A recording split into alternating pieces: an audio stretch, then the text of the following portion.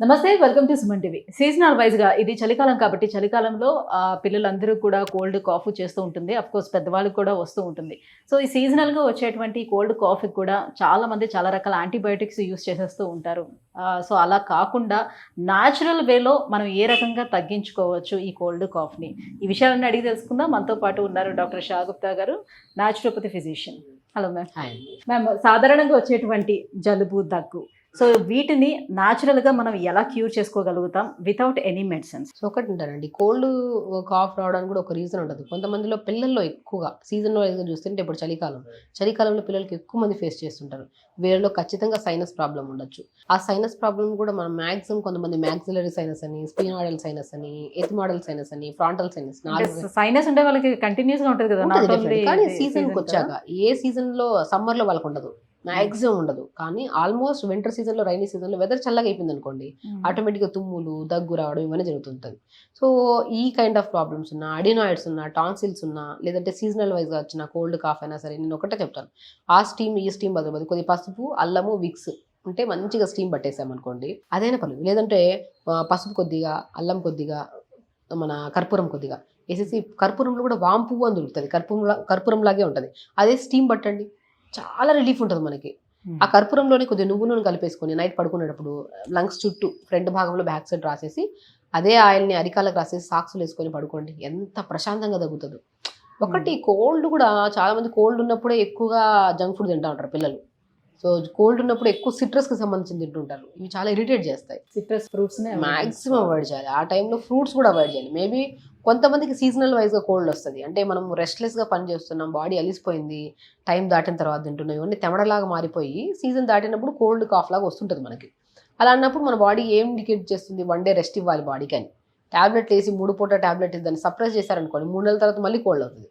అలా కాదు, ఒకసారి కోల్డ్ అయిందంటే మనం బాగా బాడీ స్ట్రెయిన్ అయిపోతుంది అని చెప్పేసి వన్ డే రెస్ట్ ఇచ్చేసి మంచిగా కర్పూరం కలిపిన ఆయిల్లో అరికాళ్ళకి, లంగ్స్ దగ్గర రాసుకొని, మంచిగా కొద్ది కొబ్బరి నూనె తలకు రాసేసుకొని, బాగా అల్లము, పసుపు, కర్పూరం వేసి బాగా స్టీమ్ పట్టేసి హ్యాపీగా ఆ రోజంతా కషాయం, కొద్దిగా ధనియాలు కానీ, వాము కానీ, తులసి కానీ, తులసి అద్భుతంగా పనిచేస్తుంది. వేసి లైట్ మరిగించుకుని ఫిల్టర్ చేసుకుని పొద్దున ఒకసారి, సాయంత్రం ఒకసారి ఏదైనా వెజిటబుల్ సూప్ తాగి మంచిగా జావ తాగి పడుకున్నారు, నెక్స్ట్ డే మార్నింగ్ యాక్టివ్గా లెగుస్తాం మనం.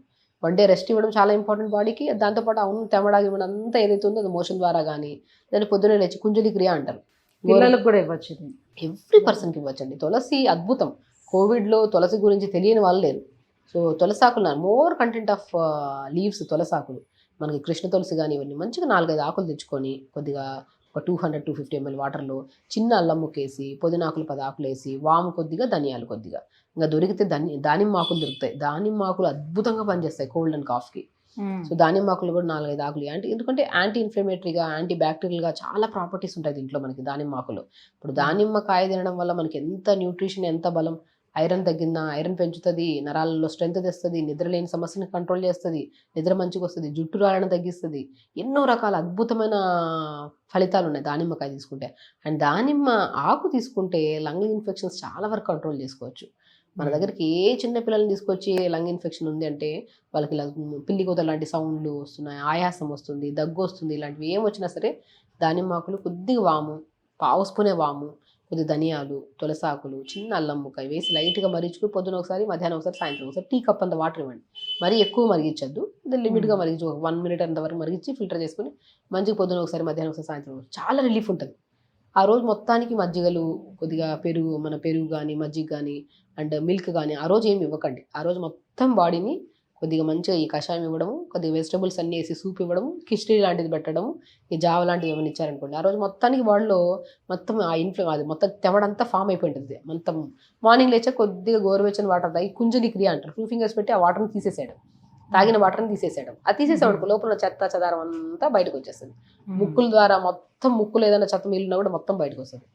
అలా అయిపోయిన రోజు రెస్ట్ తీసేసుకుంటారు, ఇంకా అంత బాగుంటుంది. అంటే దగ్గు వచ్చేటప్పుడు పిల్లలకి కొంచెం తేనె పట్టించడం, లేకపోతే కరక్కాయ చిన్న ముక్క నోట్లో చాలా అద్భుతంగా పనిచేస్తుందండి. యాక్చువల్లీ నేను ఏమంటారంటే దగ్గు కానీ, డ్రై కాఫ్ కానీ ఇట్లాంటివి ఏమైనా ఉన్నాయి, దగ్గులు కూడా 4-5 రకాలు ఉంటాయి మళ్ళీ.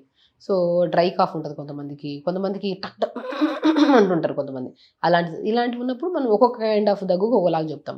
ఇప్పుడు డ్రై కాఫ్ ఉందనుకోండి, చిన్న అల్లం రసం ఉంటుంది కదా, అల్లం రసంలో ఒక 2 to 3 drops హనీ కలిపేసి మార్నింగ్ ఒకసారి, ఈవినింగ్ ఒకసారి ఇవ్వమంటాం. అండ్ కొద్దిగా నువ్వుల నూనెలో కొద్దిగా కర్పూరం కానీ ఏదైనా కలిపేసి మంచిగా మనం మెడ దగ్గర చెస్ట్ దగ్గర రాసుకోమని చెప్తా ఉంటాం. సో దీనివల్ల డ్రై కాఫ్ తగ్గుతుంది. అండ్ కొంతమందికి వెట్గా ఉంటుంది కాఫ్, అంటే అది ఇక్కడ ఏదో స్టక్ అయినట్టు అలాంటప్పుడు మనం దానిమ్మ ఆకులు, తులసి, ఇప్పుడు నేను చెప్పాను కదా ఆ కషాయం తీసుకుంటే కూడా చాలా అద్భుతంగా పనిచేస్తుంది. And very important, cold cough రావద్దు ఫ్యూచర్లో అంటే పొద్దున్నే లేచాక ప్రశాంతంగా ఒక 15 నిమిషాలు ప్రాణాయామం చేసుకోండి. ప్రాణాయామంలో ఉన్నంత అద్భుతమైన రిజల్ట్స్ ఎందులో ఉండవండి. అది ఇవన్నీ చేసే టైం లేకపోతే పొద్దున్న లేచి ప్రాణాయామం చేసుకుంటే లంగ్స్ హెల్తీగా ఉంటాయి, హార్ట్ హెల్తీగా ఉంటుంది, ఓవరాల్ బాడీ హెల్తీగా ఉంటుంది, కోపం తగ్గుతుంది, స్పెషల్లీ ఓవర్ థింకింగ్ పోతుంది బాడీలో. ఇప్పుడు థింకింగ్ లేదు, ఎవరికి స్ట్రెస్ లేకుండా ఉందండి, ప్రాణాయామం చేస్తే ఆ స్ట్రెస్ పోతుంది అంతవరకు. సో డే స్టార్ట్ విత్ ప్రాణాయామం.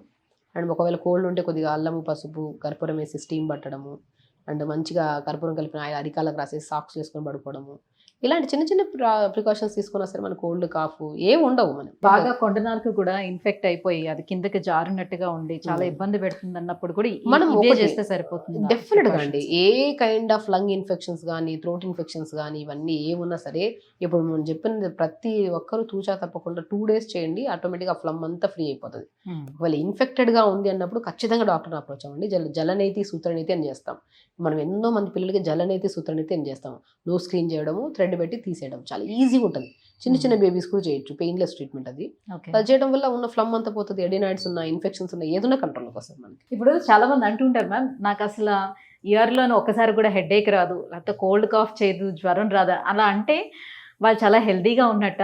సో కొంతమంది డాక్టర్స్ చెప్తుంటారు అలా ఉన్నారని అంటే డెఫినెట్గా వాళ్ళ లోపల ఏదో ఒకటి బాడీలో అంటే పెద్దగా వచ్చే అవకాశం ఉంటుంది, డెఫినెట్గా రావాలి, ఇయర్ వన్స్ అయినా రావాలి ఫీవర్ అని చెప్తుంటారు. డెఫినెట్గా నేను ఉన్నాను. సో ప్రతిరోజు యోగా చేస్తాము, ఫుడ్ మంచిగా ఉంటుంది. మేబీ కౌంట్ చేస్తే ఈ 10 ఏళ్ళలో ఎప్పుడు హెడేక్ వచ్చిందో కూడా మాకు తెలియదు. బేసికలీ ఇప్పుడు ఎగ్జాంపుల్ చెప్తున్నాను, ఎందుకంటే మేము ఒక హెల్దీ లైఫ్ స్టైల్ లీడ్ చేస్తున్నాం.